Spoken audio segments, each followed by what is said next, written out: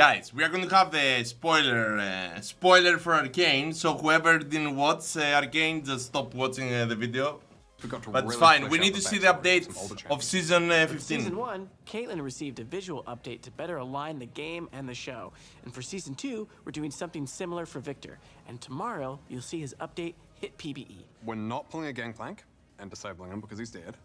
Well, hold on. I think you're onto something with killing Gangplank and other characters. Okay. What? Anyway, we wanted to better represent his evolved, powered-up form we saw on Arcane, and the personality. Oh yeah, I saw that. Victor's update updates is primarily focused on updating his visuals, audio, and backstory. And I'm like, striking evolution and changes you just saw him. While I was watching Arcane, I'm like, are we going to have the Arcane Victor into the League, or League is going to have the Victor into Arcane? With a slight change to I got my answer. The ult will still function largely the way it does now, but it'll get bigger with every kill until the ult is over. What? We wanted to mirror the feeling from Arcane, where he manifests a massive, growing storm that consumes everything around him. What? We also updated all of Victor's skins. We do want to point out that because of the updates to Prototype Victor, his price will be increasing from 520 RP to 750 RP. So if you want to get him at the cheaper price, make sure you get it before his updates go live. All right? That's it for the Arcane spoilers. So right now, we'll hand things over to Steph and Chad to talk about seasons. Okay, hey let's everyone, see. I'm Chad, aka Mobafire. I'm the seasons lead on League of Legends. And I'm Steph, aka. Can I have a question? Are these guys playing League? What do you think? What do you think, guys? What do you think? The ones that creating the game, are they actually playing? Are they playing Ranked, or are they playing Aram? 100-piece nuggets or the cosmetics lead. In the last dev update, Medler and Pabra mentioned we're introducing thematic seasons. So today, we're here to talk more about what a season is, what to expect with the theme, and what the experience is going to be like on and off the Rift. Over the years, we've fleshed out the world and regions of Runeterra, as well as various alternate universes like Star Guardian, High Noon, or Darkstar. We've highlighted these worlds in moments like summer events or narrative drops around champion releases. Now we want to take that immersion further with our new seasons. So next year, we're going to have 3 seasons, each around 8 patches long, where we're going to follow champions around different regions. Oh my god, again. Oh my god. Why?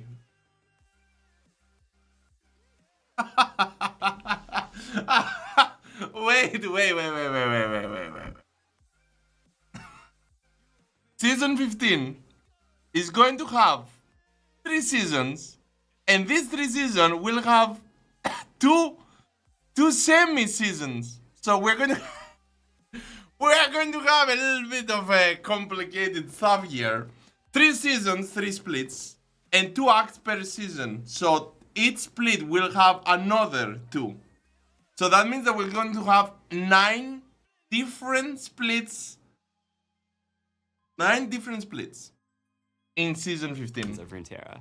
Each one is going to have its own theme, but we're going to have an overarching narrative that connects them throughout 2025. And each season's theme will be the anchor for most of the content going into the game as well. In the past, we've had these big releases like Swarm or Spirit of Hearthhome. They're super memorable and fun, but they're also not connected to a larger integrated moment. And in seasons, we want everything to connect together. That means things like gameplay updates, modes, mini games, and champions will mainly have a strong tie to the season's theme. We'll have a bunch of skins that celebrate that seasonal theme, but we'll also continue to invest in a wide variety of skin lines that are unrelated to the season as well. So expect to see cosmetics celebrating Lunar Revel or things like bees. Ultimately, our goal is to immerse you in the parts of the world that we're visiting from the moment you open the client to the moment you see the victory screen and everything in between. So enough tiptoeing around it. We know that you want to know what Season 1 is. So for our first ever season, we are headed to the land of strength and domination, Noxus. Hey everyone, I'm Riot Froxon, lead gameplay designer for League. And I'm Riot Oberon, project lead of the Summoner's Rift team. Next year, when you step onto the Rift, it'll look a little bit different than you're used to. We want seasons to be a way you can immerse yourself in League. By the way, they did that in Wild Rift. So a preview of some of the updates you can expect in Season 1 of 2025. We're headed to everyone's favorite region of fierce fighters, cloak and Oh, dagger they're magic, changing and strength everything. above all. Prepare to be decimated. Beyond the Noxian invasion of the map, we've also made some gameplay improvements and changes for next year. First, it wouldn't be a new season without an overhaul to the item system. Just kidding. But there are some Noxian-themed boot upgrades, but it's not as simple Oh yeah, new as boots. picking them up from the shop. In fact, they come along with a new mechanic, Feats of Strength. There are 3 objectives that your team can claim throughout the game. First Blood, First Tower, and first 3 epic jungle monsters.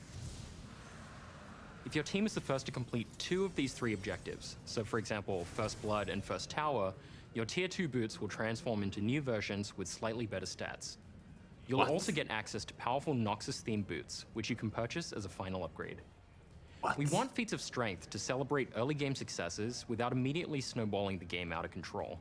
We're experimenting with different types of power progression to see how it feels for a reward in the early game to open up more choices in the late game. We're also introducing Nexus turret respawning. An incredibly frustrating experience is just winning a late game teamfight only to lose your Nexus turrets. You kept the game alive, but at what cost? Now it feels like your team is doomed to hang around in your base for another 200 years, babysitting an open Nexus. They are, To give your team a better chance at coming back from these situations, your Nexus turrets will now respawn after a set time once they're destroyed. Now, your team can rally for an epic comeback without having to worry about a backdoor cast-in. We're also adding some new minor runes to rebalance some of the vision-related options in the domination tree. Sixth Sense, Grizzly Memento, and Deep Ward. And you see that the designs are different. As well as a new addition to the sorcery tree called Axiom Arcanist, which makes ultimates more powerful. We also couldn't resist changing items just a little bit, so we're adding some small scope adjustments to tank items and adding a new item called Bloodletter's Curse. Well, new-ish. It'll look familiar if you've spent time in Arena. But if you haven't, Bloodletter's Curse reduces the target's magic resistance from repeated spell hits, which is sort of like an AP version of Black Cleaver.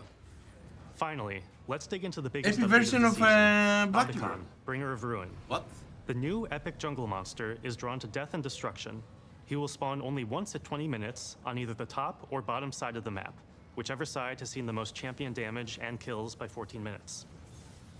To signal where he'll make his entrance, that's going to be spawned only top new lane. Permanent walls to that side of the map. Odacon's dark influence will also cause blood roses to grow periodically in the areas where champions have been killed. More death means more roses.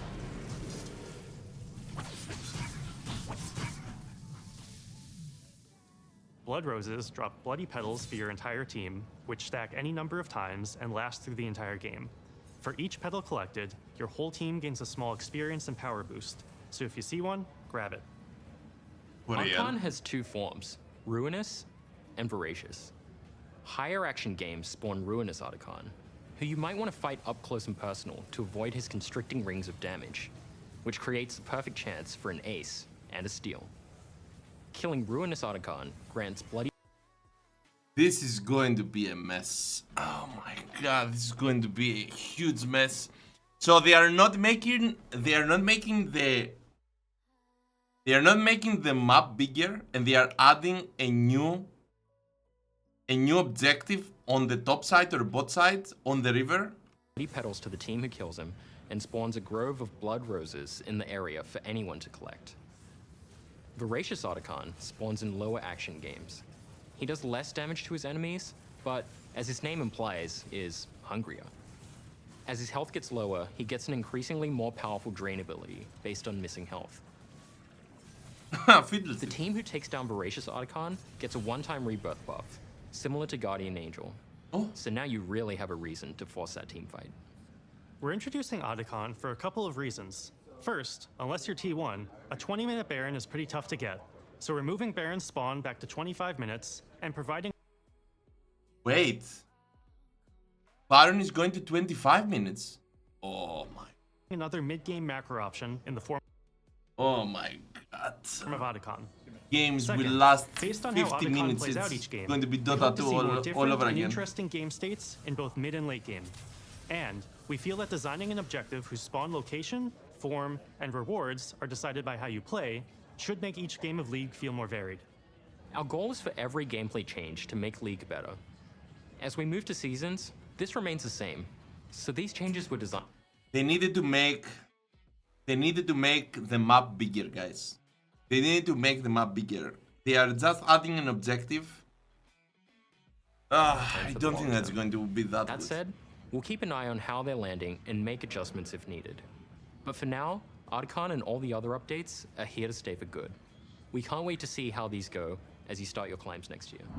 As part of building seasons, Not we the took a pass, we look don't at how care. rewards- Let's see the Switching gears a rankings. bit, I want to talk about another change for next year that isn't quite tied to seasons, but instead by feedback from all of you. Ranked resets. These have been a topic of a lot of conversation in recent years, particularly when it comes to feelings around how often you want to restart your climbs, how fast a climb should be, what feels rewarding versus what feels like a grind, etc. And looking back, we don't think 12 resets a year has been the right call for League. So, we're moving to 6 per year. Okay, just kidding. Please, put down the pitchforks. We're going back to 1 large reset at the start of each year, with no additional resets during the year. Finally! Rank system tuning in terms of the size of the January Finally! reset, the number of the games to climb on average, and other systems will be similar to the numbers we used back in 2022 Finally. and before. That said, there will still be 3 Victoria skins you can earn, 1 for each season. In Wait. 2022, We're going back to 1 large reset at the start of each year, with no additional resets during the year. rank system tuning in terms of the size of the January reset, the number of the games to climb on average, and other systems will be similar to the numbers we used back in 2022 and before. That's Wait.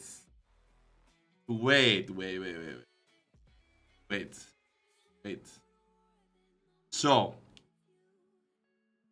you are going to have 1 ranked season, but this ranked season is going to take the same amount of games as 3 splits of a ranked seasons.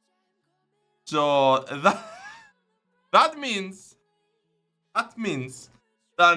that if you are a low elo player, good luck, have fun ranking up. said, there will still be 3 Victoria skins you can earn, 1 for each season. If you want to earn each skin, you will need to win 15 ranked games during that season. Again though, neither your visible rank nor your MMR will reset except in January. Next up, we want to chat about a potential replacement for Quick Play that we'll be trying in some regions. It's called Swift Play, and it's meant to be a lower stakes experience than Summer's Rift, though with more strategic elements than you'd find in, for example, ARAM. You'll still have the same core elements that you'd expect to find in a game of Okay, Summer's Rift. we don't care. Farming, Check this out, guys. And last, but hopefully not least, we've got some changes coming to the practice tool.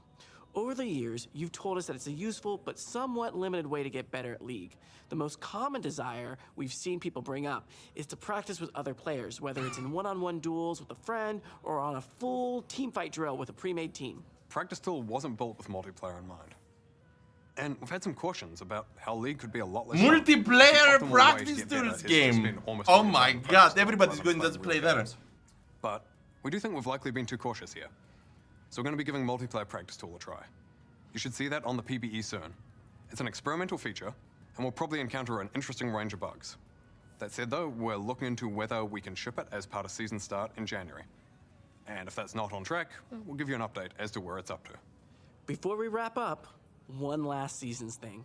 We'll be changing up how we name patches to match seasons. So instead of patch 15.1 coming out in January, it'll be patch 25.s1.1, calling out the year, season, and patch number. Oh, they are changing the name as well. Actually, pretty Season good. 2 will then kick off in patch 25.s2.1. You get the idea. Okay, that is it from us today. The next time you hear from us will be in January, at the start of the season. Guys, I like this. I like it. I don't care about the seasons. I don't care about anything. I like the 1 ranked reset because season 15 is going to be, or should I say, season 2025.1 is going to be the time for us to go for a super serious Road to Challenger gameplay. And I was so right to just wait for this season to do this series. Because right now we're going to have 1 reset. We are going to have new features to create new beasts for. And I don't really care about the new monsters and stuff. We are going to just adapt to those. I just love that we can also have the practice tool. Multiplayer, we can just bring Valorians there and test full builds. The battle pass and rewards, I don't care about them. I like, to tell you the truth, I like these new monsters. But I want the map to be a little bit bigger. They are going to make the game to for sure last longer. So we for sure going to have more FF15 than ever. But it's fine. We got this. I love the new changes. Finally. I just love the one reset. That's it. That's it. I expected 2 resets. We're going to have 1 even better. And we are going to be back on going for high ranking up with style. Okay, I like the changes. What about you?